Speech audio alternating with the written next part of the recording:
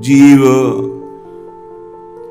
मन में तदात्मता के कारण 5 ज्ञानेंद्रियों से इस प्रकृति का भोग करके सुख प्राप्त करने की लालसा से बंध गया है।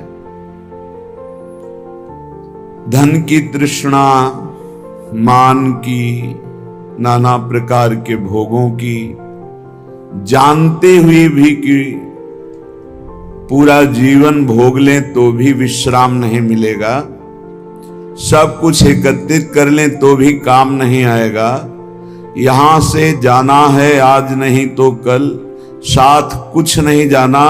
हम जीवन मुक्त होने के लिए मानव देह प्राप्त किए हैं, पर अपने ज्ञान का वो सदुपयोग नहीं कर पा रहा। चाहे जितना ज्ञान विज्ञान हो, रुपया, भोग सामग्री, मान प्रतिष्ठा, सारे ज्ञान में धूल फेंक देती है। अवसर पर पता चलता है। ऐसे वैराग्य और ज्ञान की वार्ता करना तो लाखों करोड़ों मुखों से हो सकती है, पर वैराग्य, भगवत अनुराग या तत्व चिंतन करोड़ों चलने वालों में कोई बिरला, 1-2 जो पाइए खोजी सब संसार। ये बड़ी बड़ी घाटियां हैं जो जीव को प्रलोभन में फंसाकर तत्व से विमुख कर देती हैं। कंचन की, कामिनी की, कीर्ति की घाटियां, इनसे पार करा सकते हैं तो सिर्फ श्री भगवान। इसीलिए सनकादि ब्रह्मबोध होने पर भी हर समय हरिः शरणम हरिः शरणम हरिः शरणम। भगवान शंकर स्वयं भगवत स्वरूप हैं, कोई उनको ज्ञान वैराग्य या किसी की आवश्यकता है? रात दिन नाम जब, भगवत कथा कीर्तन, समाधि में डूबे रहते हैं। जीव को यदि परम सुख चाहिए जो खोज कर रहा है, वो ये बैठालना पड़ेगा बुद्धि में कि वो श्री भगवान के सिवा कहीं नहीं मिल सकता। चाहे जो उपाय कर लो, चाहे जहां जो भी एकत्रित कर लो, चाहे जिस लोक में चले जाओ, जब तक श्री भगवान नहीं मिलेंगे तब तक तुम्हारे हृदय को विश्राम नहीं मिलेगा। भगवान के चरणारविंद में, जैसे अपने वृंदावनवासी श्री प्रियालाल के उपासी तो श्री राधा जुग चरण निवास, जब तक गोरे चरणारविंद का सानिध्य नहीं अनुभव में आएगा तब तक भटकना ही पड़ेगा। यही भटकन मिटाने के लिए प्रभु हमें मानव देह देते हैं, मानव देह देकर सत्संग देते हैं। सत्संग में हम अपने विचारों की पवित्रता करते हैं। अपवित्र राग द्वेष से हुए विचारों को पावन करके भगवान की सेवा का विचार, समाज सेवा का विचार, अपने उद्धार का विचार, निरंतर भगवत चिंतन करने की भावना, ये सब सत्संग से प्राप्त होती है।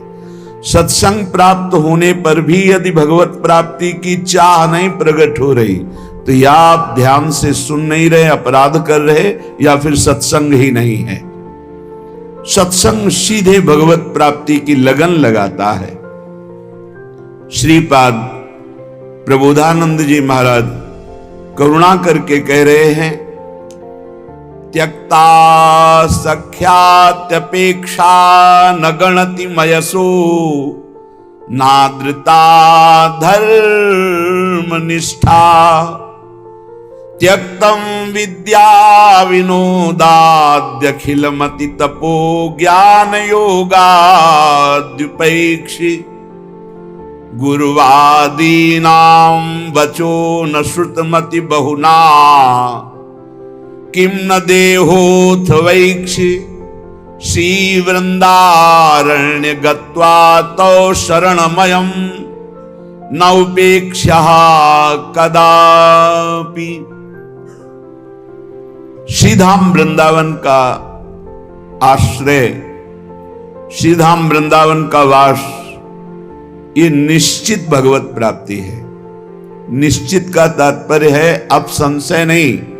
यदि वृंदावन से जुड़ गए, करुणा वरुणालय युगल सरकार से जुड़ गए, राधा नाम तुम्हारी जिह्वा पे चल रहा, वृंदावन की रज शरीर में लगी तो अभी भगवत प्राप्त हो, तुम्हें बोध नहीं है केवल, अभी शरीर छूटे अभी भगवत प्राप्ति हो जाएगी।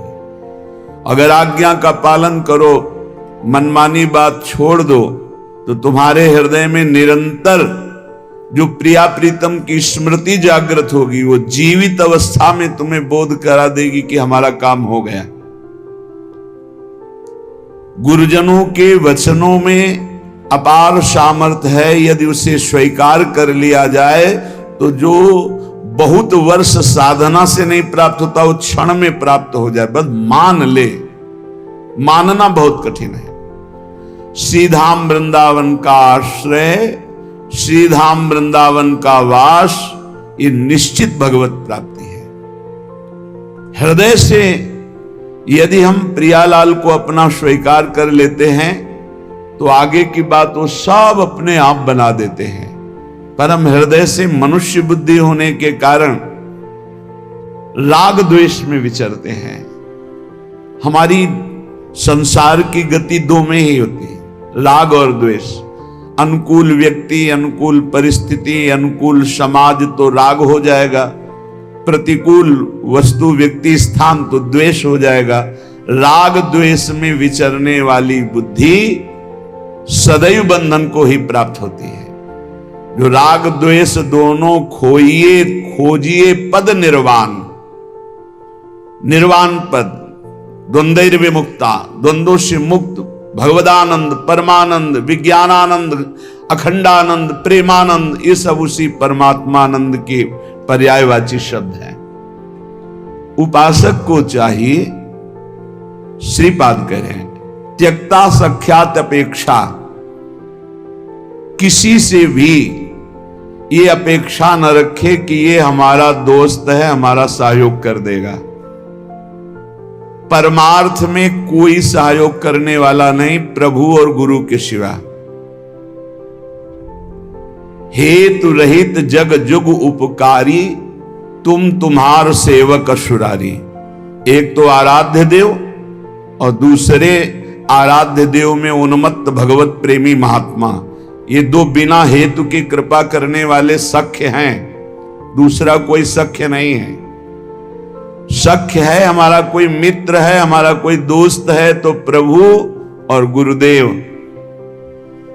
जो हरि पार्षद निरंतर भगवत प्रेम में डूबे हुए प्रेमी जन हैं, प्रेमी जन, वो हेतु रहित हैं।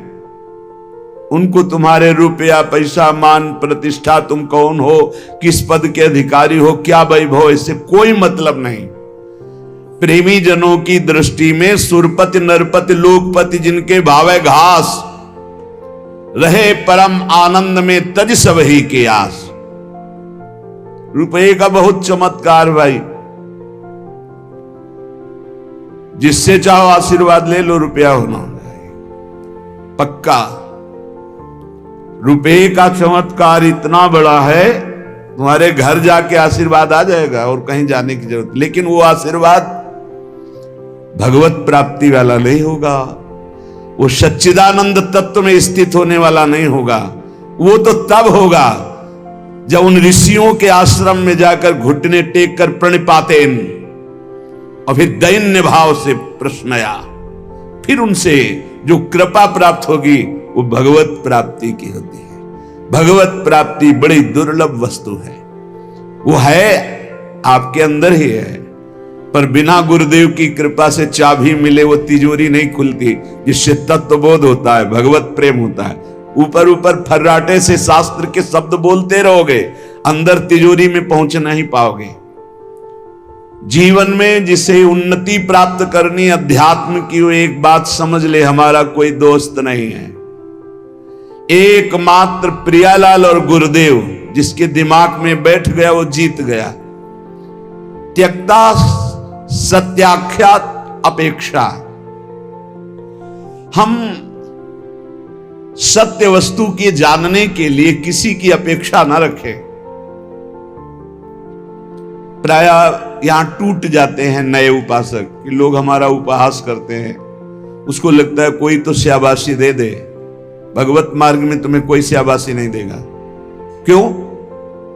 भगवान ने ऐसी व्यवस्था की है। शाबाशी मिलेगी तो अहंकार आ जाएगा, अहंकार आएगा तो भ्रष्ट हो जाओगे, इसलिए तुम्हें गाली मिलेगी, जिससे तुम्हारे अंदर अहंकार ना आवे और दैन्यता बढ़ जाए और तुम भगवान को प्राप्त हो जाओ। भगवान की व्यवस्था है। भगवत मार्ग में चलने वाले को निंदा मिलती है, अपमान मिलता है, तिरस्कार मिलता है, उपहास मिलता है। हे देखो, ये भगत है। परिवार के लोग भी विरोध कर सकते हैं, पर दृढ़ निष्ठा से यदि लगे रहे तो अहंकार चूर हो जाएगा। अहंकार चूर हुआ, आर्त भाव से पुकारा, उसी समय भगवत साक्षात्कार हो जाएगा।